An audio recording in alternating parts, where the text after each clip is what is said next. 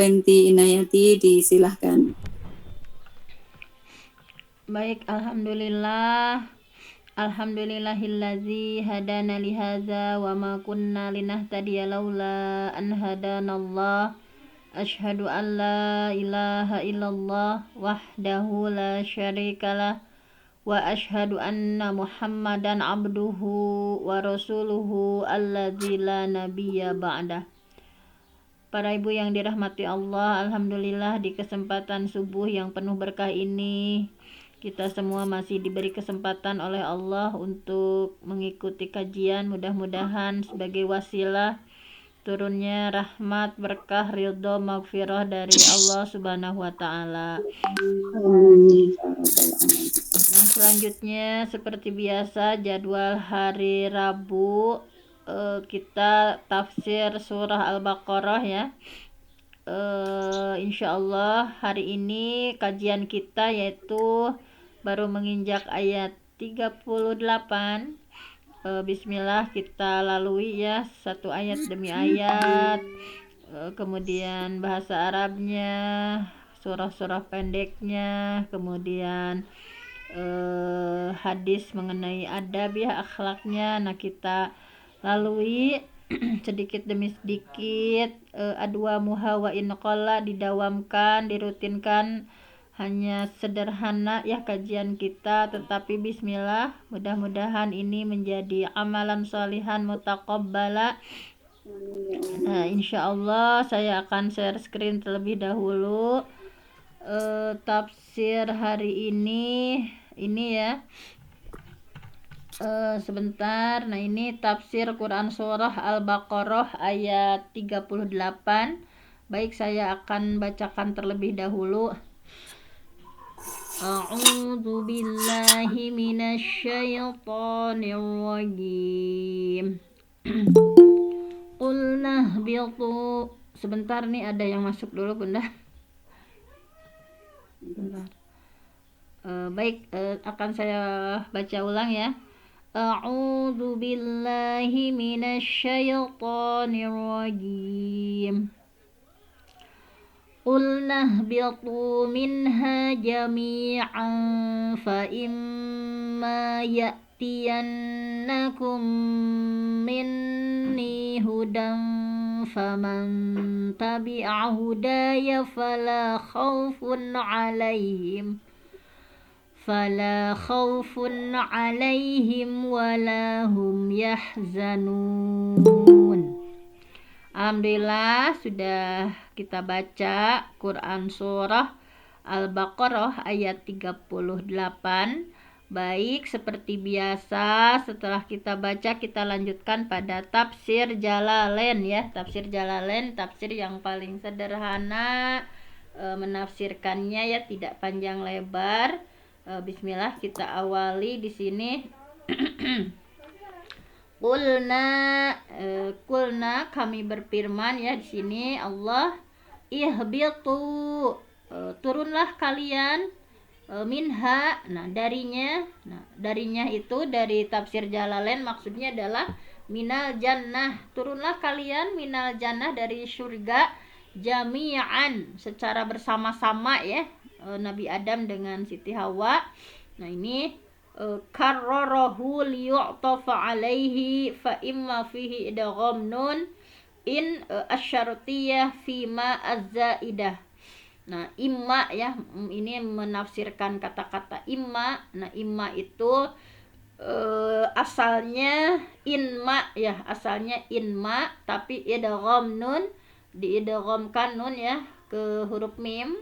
Nah, in itu asyartiyah ya, in itu huruf syartiyah, huruf syarat, dan diidghamkan ke dalam huruf ma di sana itu ma zaidah, sehingga dibacanya fa imma. Nah, diartikannya syarat ya, jika.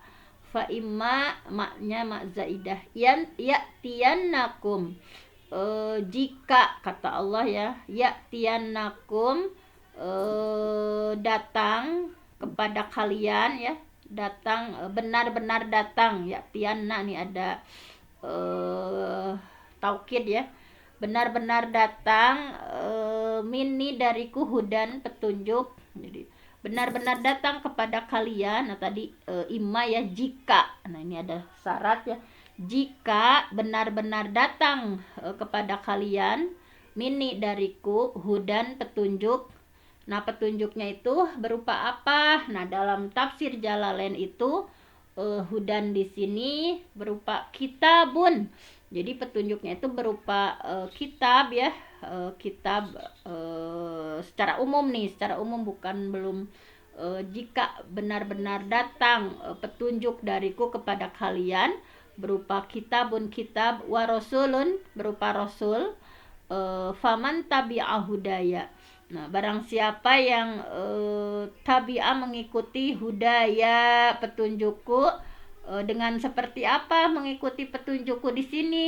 Fa'ama nabi, dengan mengimaniku, wa amila bil ta'ati, dengan beramal ya, berupa ketaatan kepadaku, fala khaufun alaihim, maka fala khaufun, tidak merasa takut ya, tidak merasa khawatir atas mereka, walahum yahzanun, dan mereka pun tidak berduka cita atau tidak bersedih fil akhirah, tentang masalah akhiratnya, bi ayyadkhulul jannah, karena mereka akan masuk surga. Nah, ini ya secara sederhana dalam tafsir Jalalain ditafsirkan seperti itu. Nah, ini mari kita lihat menurut Ibnu Katsir. Dan menurut Ibnu Katsir di sini bahwa Allah menceritakan tentang peringatan ya, masih sama ya, peringatan yang ditujukan kepada siapa? Kepada Nabi Adam ya, kepada istrinya yaitu Siti Hawa ya, kepada istrinya, kemudian juga iblis ketika mereka diturunkan dari surga. Nah, di sini ya yang dimaksud dengan anak cucunya itu maksudnya ini peringatan yang bisa dijadikan pelajaran untuk anak cucu Nabi Adam, bahwa nanti nih kata Allah bahwa Allah kelak ya akan menurunkan. Nah, menurunkan apa? Kitab-kitab ya, kemudian mengutus para nabi dan rasul dari kalangan mereka sendiri ya. Jadi ini sudah jauh-jauh hari ya dinyatakan dalam firman-Nya bahwa nanti itu anak cucu Nabi Adam ya akan diturunkan kepada mereka, diturunkan kitab, diutus nabi di antara kalangan mereka sendiri, yang mereka itu akan memberikan peringatan kepada kaumnya masing-masing. Nah ini kalau menurut pendapat dari Abu Aliyah umum gitu ya. Abu Aliyah itu pokoknya kepada anak cucu Nabi Adam diutusnya berupa nabi, diturunkan kitabnya secara umum, belum mengarah kepada Nabi Muhammad dan Al-Quran. Nah, jadi kalau Abu Aliyah bahwa mengatakan petunjuk tersebut pokoknya para nabi dan para rasul, serta penjelasan dan keterangannya melalui ayat-ayat yang diturunkan. Sementara menurut Muqatil Ibnu Hayyan berpendapat bahwa yang dimaksud dengan petunjuk dalam ayat ini adalah Nabi Muhammad Sallallahu Alaihi Wasallam.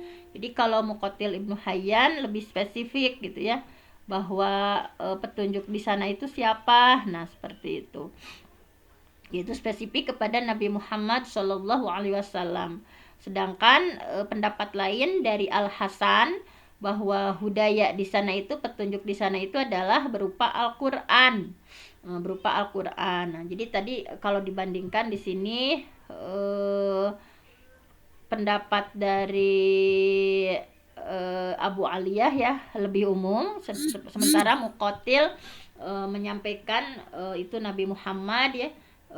Kemudian Imam Al Hasan menyampaikan bahwa itu adalah Al-Quran. Kedua pendapat ini ya, Muqatil dan Hasan ini sahih, sedangkan pengertian pendapat Abu Aliyah lebih umum. Nah, jadi barang siapa yang mengikuti faman tabi'ah hudaya, barang siapa yang mengikuti petunjukku, kalau ditafsirkan dari pendapat mereka ya, faman tabi'ah hudaya barang siapa yang mengikuti petunjukku, yakni apa petunjukku di sini, bahwa orang yang dia mau menerima apa yang diturunkan oleh Allah melalui kitab-kitabnya dan apa yang disampaikan oleh rasul-rasulnya, pasti mereka itu tidak akan khawatir atas diri mereka dalam menghadapi nasib nanti di akhirat. Nah, itu ditafsirkannya seperti itu. Dan mereka pun tidak akan merasa bersedih ya terhadap hal-hal duniawi yang terlewatkan oleh mereka. Misalnya mereka tidak bersedih misalkan ketika tidak mendapatkan jabatan yang seperti apa, kedudukan yang seperti apa, rezeki yang seperti apa. Mereka tidak merasa sedih hal-hal duniawi yang sifatnya sementara itu, mereka tidak akan diberikan rasa sedih oleh Allah.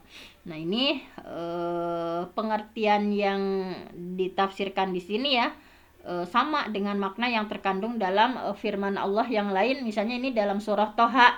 Jadi kan ciri khas dari Ibnu Katsir itu selalu menafsirkan ayat dengan ayat. Misalkan ini yang semakna nih dengan Al-Baqarah ayat 38 diantaranya dalam surah Toha ayat 123 disampaikan di sini, A'udzubillahi minasyaitonirrajim. Qala ihbitu minha jami'an ba'dukum li ba'din adu. Ba'dukum li ba'din aduwwun fa imma ya'tiyannakum minni hudan faman ittaba'a hudaya fala yadhillu wala yashqa. Nah, ini jadi ditafsirkan lagi ya melalui surah Toha ayat 123 bahwa qala Allah berfirman, ihbita turunlah kalian berdua, minha dari syurga, jami'an secara bersama-sama, ba'dukum li ba'din adu sebagian kamu dengan sebagian lain nanti akan menjadi musuh ya, sebagian kamu akan menjadi musuh bagi yang lainnya. Fa imma ya'tiyannakum minni hudan, maka jika datang kepadamu ya petunjuk dariku, famanit taba'a hudaya, lalu barang siapa yang mengikuti petunjukku, fala yadhillu wala yashqa, maka fala yadhillu, dia tidak akan sesat, wala yashqa, dan tidak akan celaka. Nah, jadi ciri khas dari Ibnu Katsir itu diantaranya selalu ada menafsirkan ayat dengan ayat yang lain. Nah, kemudian ini ya yang barusan, menurut Ibnu Abbas radhiyallahu an, makna yang dimaksud ialah bahwa fala yadhillu wala yashqa ini maksudnya seperti apa gitu ya. Jadi nanti ini nyambung nih dengan di hari besok ya, ayat Al-Baqarah ayat 39-nya, bahwa menurut Ibnu Abbas makna yang dimaksud adalah dia tidak akan sesat di dunia dan tidak akan celaka di akhirat, seperti yang digambarkan dalam surah Toha ayat 124 bahwa a'udzubillahi minasyaitonirrajim. Wa man a'rada an zikri fa inna lahu ma'isyatan danka wa nahsyuruhu yaumal qiyamati a'ma. Wa man a'rada, barang siapa yang berpaling, an zikri dari peringatanku. Nah, ini hati-hati kata Allah, barang siapa yang berpaling dari peringatan Allah, fa innalahu ma'isyatan damka, maka sesungguhnya baginya penghidupan yang sempit, wa nahsyuruhu yaumal qiyamati a'ma, dan kami akan mengumpulkan ya pada hari kiamat nanti dalam keadaan buta. Nah, ini barang siapa yang a'rada, berpaling dari peringatan Allah. Nah, ini kemudian tafsir Al-Baydawinya seperti apa? Nah, ini sangat pendek ya ditafsirkannya di surah Al-Baqarah ayat 38 ini. Ini menurut Imam Al-Baydawi dalam tafsirnya Anwarut Tanzil wa Asrarut Ta'wil pada surah Al-Baqarah ayat 38, ya ini mengutip sebagian ulama tafsir yang mengatakan bahwa perintah turun ya, ihbitu ya, perintah turun itu disebut berulang. Pertama berulangnya itu perintah keluar dari surga ke langit dunia. Jadi kenapa berulang gitu ya, ini menurut Imam Al-Baydawi ya, mengutip sebagian ulama tafsir bahwa ihbitu di sana itu bertahap gitu ya, berulang. Itu kenapa disebutkan berulang. Yang pertama perintah keluar dari surga ke langit dunia, ihbitu itu. Kemudian yang kedua perintah turun dari langit dunia ke bumi gitu. Jadi tidak langsung dari surga turun ke bumi, tetapi kenapa ihbitu di sini berulang seperti itu. Yang pertama Nabi Adam dan Siti Hawa disuruh keluar dari surga ke langit dunia. Kemudian dari langit dunia turun ke bumi. Nah, seperti itu. Kemudian Imam Al-Baidawi terkait surah Al-Baqarah ayat 38 mengatakan bahwa siapa saja yang mengikuti petunjukku ya, ketika datang petunjuknya melalui wahyu Allah gitu ya, melalui pengutusan Rasul, maka pasti ia akan selamat dan beruntung. Nah, ini pelajaran berharga untuk kita ya, yang mengikuti arahan ya, Quran, Sunnah, kemudian mengikuti senantiasa meneladani ya apa yang diteladankan oleh Rasul. Nah, insya Allah akan selamat dan beruntung. Menurut Imam Al-Baidawi, kata hudaya ya, petunjuk, diulang 2 kali. Nah itu tadi kan kul nahbitu minha jami'an fa imma ya'tiyannakum minni hudan faman tabi'a hudaya fala khaufun 'alaihim walahum yahzanun. Kata hudannya itu diulang 2 kali ya, dengan makna yang lebih umum pada kata petunjuk ya. Kemudian pada kata petunjuk keduanya ini maknanya lebih umum, yaitu keterangan langit yang disampaikan oleh Rasul dan kebenaran yang disaksikan oleh akal. Jadi wahyu ya yang disampaikan oleh para Rasul dan kebenaran yang memang secara akal juga kita membenarkan gitu. Jadi ada dalil akli dan naklinya itu sesuai gitu. Oleh karena itu sebentar ada yang masuk dulu. Oleh karena itu di sini bahwa kenapa ya, jadi petunjuk di sini diulang 2 kali, yaitu yang pertama ya, hudan yang pertama itu intinya wahyu Allah yang disampaikan oleh para rasul, dan juga hudan di sana itu bisa berupa bahwa kebenaran yang dibenarkan oleh akal gitu. Oleh karena itu sehingga bisa ditafsirkan siapa saja gitu ya. Pokoknya siapa saja yang mengikuti petunjuk dengan menjaga kebenaran yang disaksikan oleh akal, maka tidak ada ketakutan pada mereka, terlebih dari sesuatu keburukan yang menimpa mereka, dan kekhawatiran atas kebaikan yang luput dari mereka yang kemudian mereka menyebabkan mereka bersedih.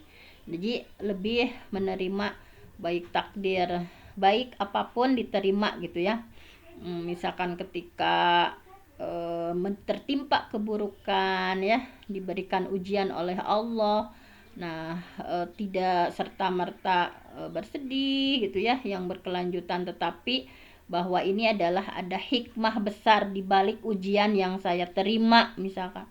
Kemudian ketika luput dari berbagai kebaikan ya tadi, jadi tidak mereka tidak merasa bersedih gitu ya, karena betul-betul menyandarkan pada apa yang diwahyukan ya, kemudian apa juga yang dibenarkan oleh akalnya. Nah itu. Nah kemudian khauf atau takut atau khawatir ya, di sini tadi bahwa tidak ada rasa takut gitu ya, hazan atau sedih gitu ya, penyesalan atas apa yang sudah terjadi. Nah tidak, jadi ini salah satu karakteristik orang yang betul-betul ya mengikuti petunjuk dari Allah itu, subhanallah, tidak akan ada rasa sedih, tidak akan ada penyesalan apapun yang sudah terjadi gitu ya. Kalau kata Imam Al-Baidawi, intinya menafikan siksa dari mereka dan menetapkan ganjaran atau pahala.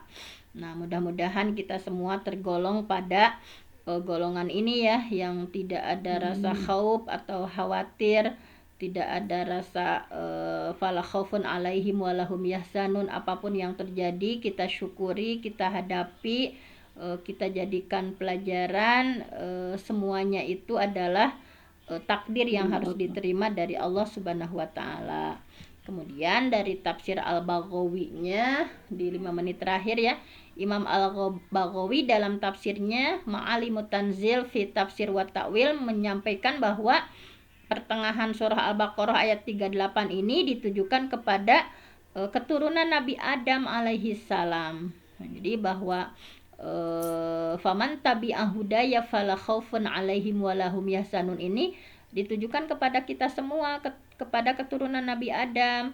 Nah, sedangkan petunjuk yang dimaksud pada surah Al-Baqarah ayat 38 ini adalah petunjuk dan keterangan-keterangan syariat. Dalam syariat ya, sudah bahwa kita mesti apa dari mulai bangun tidur sampai tidur lagi ya, dalam syariat itu apa yang diwajibkan, apa yang disunahkan, apa yang jadi makruh, apa yang boleh ya, apa yang makruh yang Allah benci dan lain sebagainya. Nah, itu sudah disampaikan kepada kita, keturunan Nabi Adam, tinggal kita mengamalkannya. Nah, orang yang mengikuti petunjuk Allah ya, faman tabi'a hudaya, kata Imam Al-Baghawi dalam tafsirnya surah Al-Baqarah ayat 38 ini tadi, tidak akan merasa takut. Pokoknya mudah-mudahan kita termasuk yang ini ya, tidak merasa takut pada segala kemungkinan terburuk yang akan dihadapi gitu. Namanya di dunia itu adalah darul bala, tempatnya ujian, tempatnya cobaan, dan tidak meratapi masa lalu. Nah, jadi sebagian ulama tafsir, kata Imam Al-Baghawi, mengatakan mereka tidak merasa takut di dunia dan tidak merasa sedih di akhirat.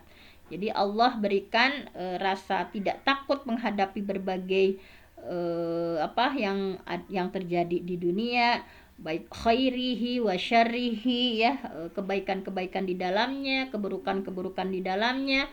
Mudah-mudahan Allah kuatkan, kita hadapi, kita syukuri apapun yang terjadi, waradha bima qasamallahu lah. Nah, dan tidak merasa sedih nanti di akhirat. Nah, terakhir pelajaran berharga ya dari surah Al-Baqarah ayat 38 ini, bahwa ini ya, maksiat akan menyebabkan sengsara dan terhalang dari rahmat Allah. Nah, bahwa segala kemaksiatan, segala dosa ini akan menyebabkan kesengsaraan dan terhalang dari rahmat Allah.